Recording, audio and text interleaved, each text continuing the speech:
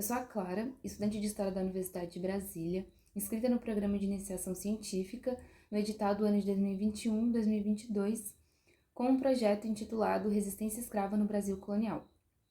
A princípio, o projeto ele tinha o objetivo de analisar as diferentes maneiras que os escravizados resistiam ao sistema escravista, mais especificamente no século XVII, ali do período colonial brasileiro.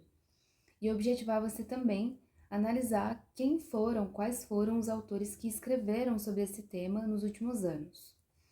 Mas, a partir do meu interesse pela paleografia e pela análise das fontes que compõem essa pesquisa, o curso da pesquisa em si acabou mudando.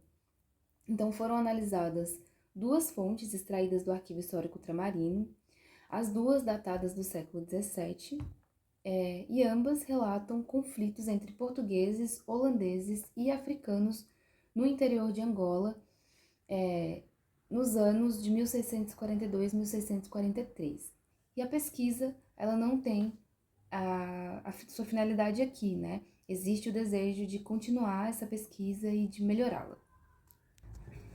Quanto à metodologia, essas duas fontes foram, como eu disse, extraídas do Arquivo Digital Histórico Ultramarino, e as palavras-chave utilizadas na busca pelos documentos foram rebelião, revolta, escravos e Angola. No campo das datas, eu coloquei os anos que compreendem o século XVII, então de 1601 a 1700. Essas fontes puderam ser encontradas dessa maneira. Então, o primeiro documento escolhido, ele trata-se de um auto de testemunhas, o qual eu mesma transcrevi. E o último, o segundo documento, trata-se de uma carta de Pedro César de Menezes, governador de Angola na época, endereçada ao rei Dom João IV, que trata dos mesmos assuntos que esse auto de testemunhas. Então, são duas fontes que se complementam. A transcrição da carta ela não foi necessária, porque esse documento ele também está presente no volume 9 da Monumenta Missionária Africana, já transcrito. Então, não foi necessário que eu transcrevesse esse documento. A pesquisa e a análise dos documentos, ela se constrói a partir da perspectiva da microhistória global. Quanto ao resultado dessa análise documental, os principais fatos foram os seguintes.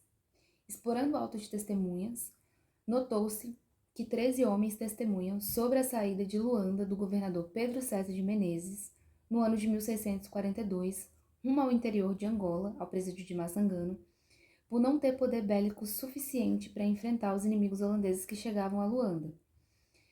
O governador assumiu esse fato na carta que ele escreve ao rei e afirmou a necessidade de fortificação de seus territórios em Angola e que fossem mandados soldados brasileiros para o interior de Angola para dar conta dos inimigos holandeses.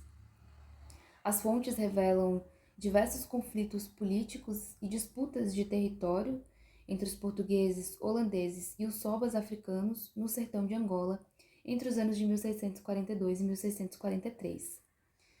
Foram relatados também alguns conflitos entre Pedro César de Menezes, o governador, e o rei do Congo.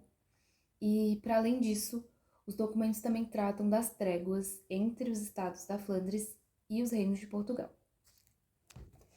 Então, através dessa análise documental e bibliográfica da pesquisa, percebe-se a dinamicidade e complexidade das relações sociais e políticas entre os agentes históricos que disputavam após os territórios de Angola e após o comércio de escravizados no Atlântico.